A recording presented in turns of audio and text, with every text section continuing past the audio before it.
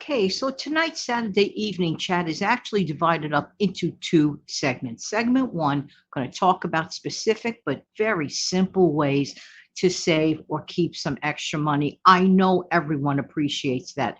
That's for sure. And then after that, I'm going to bear some comments about some stuff that happened in the last few days. Nothing earth shattering on my end to talk about, but I do want to maybe just express an opinion or two or three. Who knows?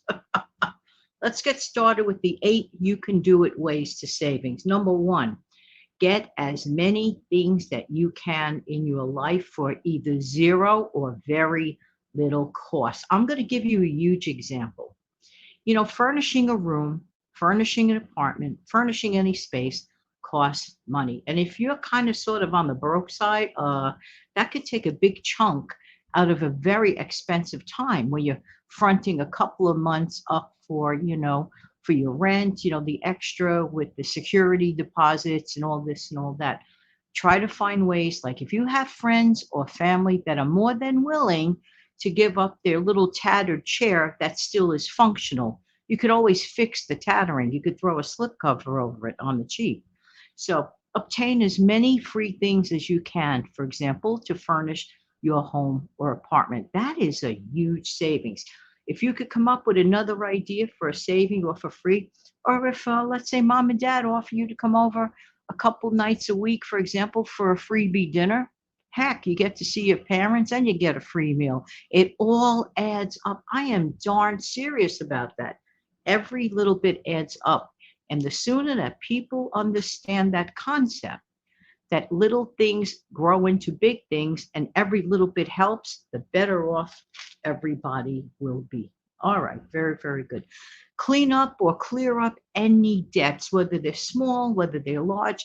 Break them up into bite-sized, manageable pieces. Get rid of the smallest debts first in its entirety. Example, let's say you only owe $100, let's say to, I don't know, to some store that you charge some clothes on, right? To a creditor. Get rid of that first. Get rid of that first. Don't worry about the $500 one first. Get rid of the $100 debt first. Then it's over. Out. Finito. Done. All right. So clear up any debt. Start with the small ones and then grow them out into the bigger ones. Just get rid of it. Next, monitor how much money. Now, this is a tricky one, and people often kind of slither over it.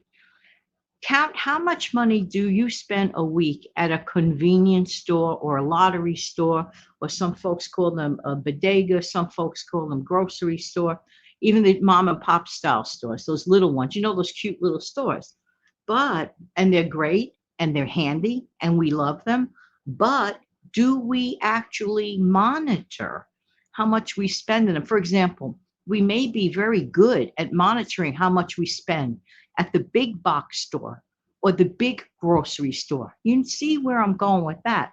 But we fail to recognize, for example, the $2 here and there for scratch off tickets. Yeah. Let's pretend that a person spends $5 a day on scratchers. 9 out of 10 times they're probably losers anyway.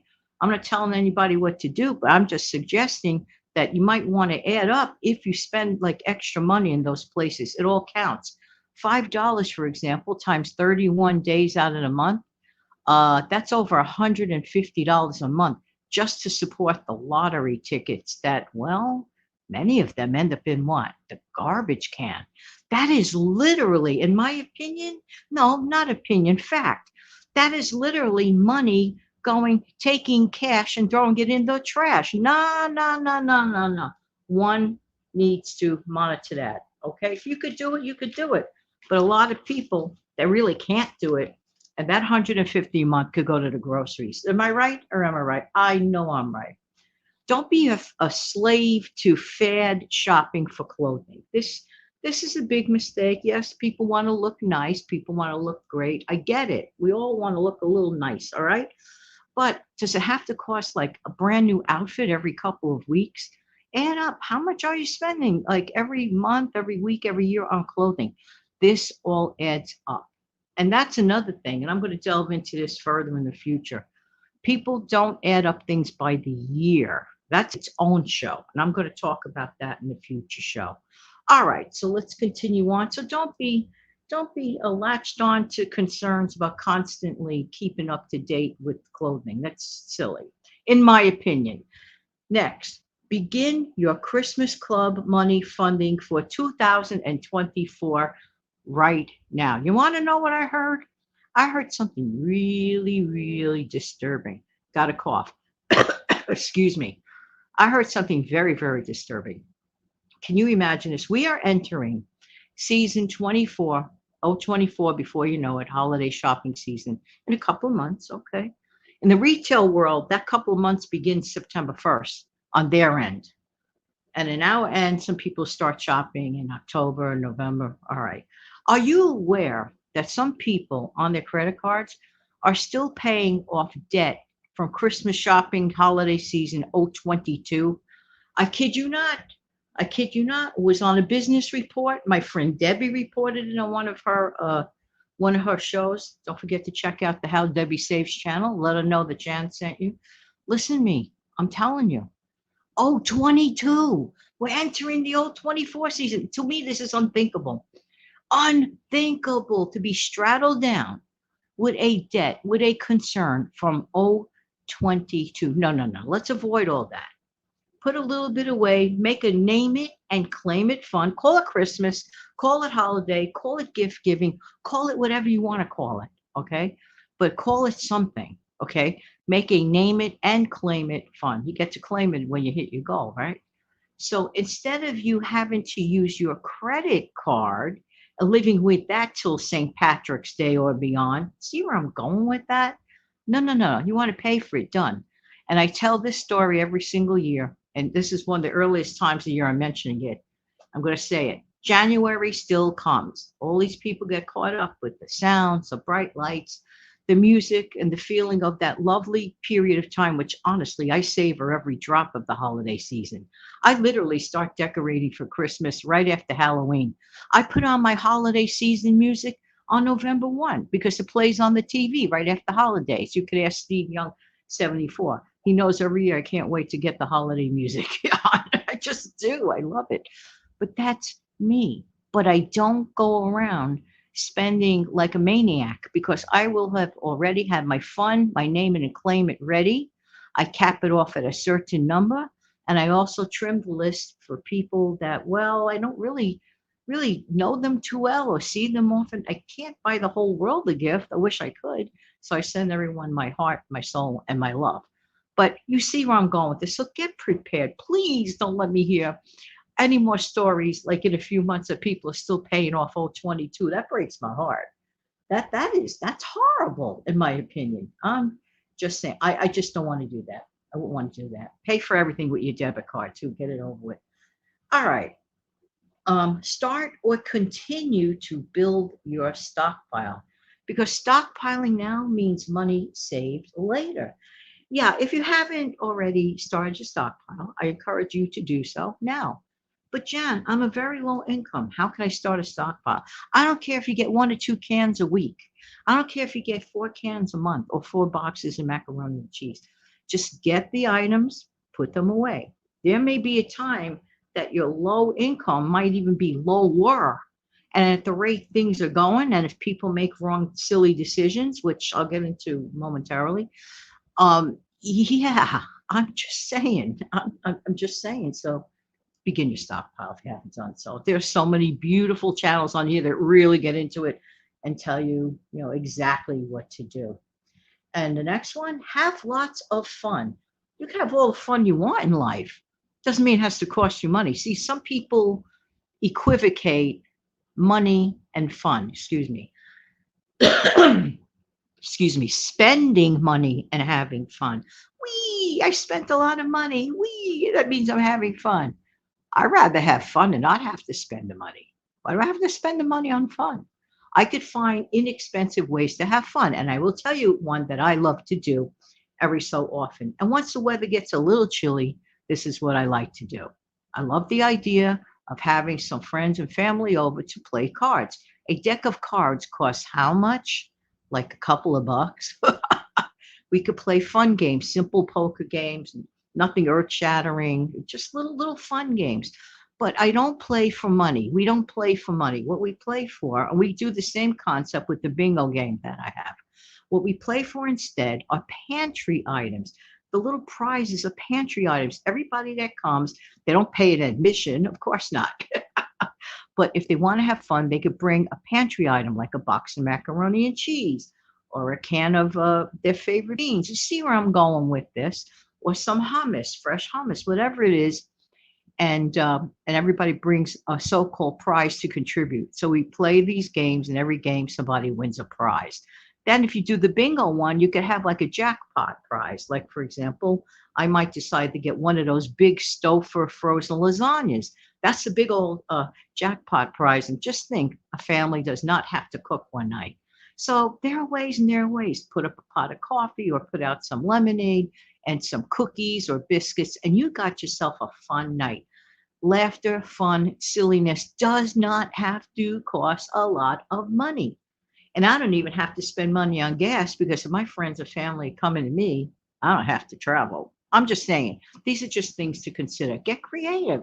Maybe you guys like to get together and talk things over. Crocheting. Years and years ago, people used to get together for a thing called a sewing circle back in the old days. Really, really sweet stuff. We can do it. We just have to want to. Sometimes we just get a little lazy. I don't know if that was 7 or 8 tips, but either way, it doesn't matter. You got a whole bunch of tips here, and it really, really makes sense. So hopefully somebody out there will get something from the tips. Now, let's talk about recent events. All right. Unfortunately, we content creators have to be extraordinarily careful, sort of like dance around things, if you will. And this is where I call it you fill in the blanks. Okay. Okay. So this is what we could do. All I know is this. A lot of things have happened this month, July, and I even said it in an upcoming video, I think, which is July 31. Yeah. That I don't know about you, but I'm really glad this month is going away. This month feels tumultuous. It feels tumultuous in too many ways. It just feels like I'm on a roller coaster. You know, you go to the high point on a roller coaster, and then all of a sudden you drop all the way down quickly. This month, tumultuous in so many ways. And that's what it reminds me always. I like my life to be on even keel. I'm not interested in drama. Okay, when I was young and I did take drama lessons for fun, okay, that was different. I didn't mind acting a little bit just for fun. However, that's different drama. I'm talking about certain drama that's like really like wow, wow, and wow. I noticed one thing, excuse me, in my dealings with a lot of friends and family. A lot of friends and family and people in general are yearning, practically in tears, crying for normalcy. This is an era where people are looking for normalcy, calmness, sensibility, things that make sense. Um, the stack of cards shuffled in the correct direction. This is what people want. People that I know, for example, are sick and tired of being sick and tired. And I get that. I've actually, for example, recently, not long ago, shared a video on yet another thing that content creators are avoiding to mention in general in life. And I shared that video because I thought it was an outstanding video, and I do love to share outstanding videos of outstanding channels. Go back a couple of days to my community tab, and you will see what I'm referring to. It's like every single day, there's like just some nonsensical ridiculousness. Okay. Now here's what I do. Whenever I have to make a really important decision in my life, I look at the past track record of anything, no matter what the thing is. If the past track record of the thing or the service or the item didn't work for me, ever hear this expression? Well, how's it working for you? This is a very important question. Every single one of us who are responsible need to ask, how is this thing, this agenda, this thought, this direction, how is it working for you? Only you can answer that question. I never direct anyone's steps. I can only share the steps that I believe I'm going in again, because that's me. That's me. I was always that little bit of a different person. And in terms of, I'm sorry, I like old fashioned. Old fashioned is good for me. Now, maybe because I am 65 and a half, maybe, but there's a part of me, obviously, that's modern. If I wasn't modern, I wouldn't be making YouTube video. Let's think about that. So have one leg in old fashioned values, which in my opinion are wonderful, like family, all the good stuff. All right. And then the other leg is in utilizing technology to the best of my ability. I'm getting my word out to the rest of the world. Everyone needs to make the decision that is correct for them. But a smart tool, smart, is your pocketbook better off than, let's say, in a past, a prior? I can't answer that question. I know my answer. I know my answer right off the bat. I'm not saying another word, but I know I want things to get better. And there's only one way for things to get better in my mind's eye. There is so much silliness, ridiculousness. The stuff I'm hearing about has no bearing at the kitchen table. People want kitchen table issues fixed. People are not interested in, oh, that's a great idea. Ideas don't pay the rent. Ideas don't pay the mortgage. Ideas don't stretch your budget to the maximum at the grocery store. I've knocked my brains out for the last couple of years trying to help people stretch a buck. And there's only literally only so much it can stretch. But we have to be responsible. Again, I'm going to say it. What is this, week number 3 or 4 that I'm doing this Saturday evening chat? Maybe week 3 or 4. Okay. But I could say it again. Cannot take our feet off the gas pedal. I hear people using terminology like things are in the bag. Okay, that could be your opinion, but I would be very careful saying that too often and convincing oneself, because with the way things have changed, for example, in this tumultuous month of July 2024, just in a matter of days and weeks, you turn your head around, then there's another story. Then there's another story, another teensy weensy, eensy bitsy story, a huge story. And I'm like, wow, this is like really drama to the hilt. Like I said, the only drama I don't mind was when I took drama when I was young. And I wanted to dabble in acting for a little bit, which I did for a little short time. And it was a lot of fun. It was a lot of fun. But all this stuff that's happening right now, like what? No, no. So I'm just sharing my personal feelings of, I enjoy normal. I'm not interested in drama. I care about family. I care about security. Do we not care about that? That's another thing. I mean, like really? Like seriously? People want to be financially secure, okay? And if, in my opinion, it's like youngsters, for example, that grow up with parents who really don't know how to manage money, and that they're left to fend for themselves and figure it out on their own, and they didn't have much of an example at home. That's a very hard place to be. And don't rely on the educational system to learn about financials. A good one. Good one. I hope it gets better, and I hope that the educational system actually recognizes that financial education is very important. Even the best intended people can fall into the rabbit hole of debt.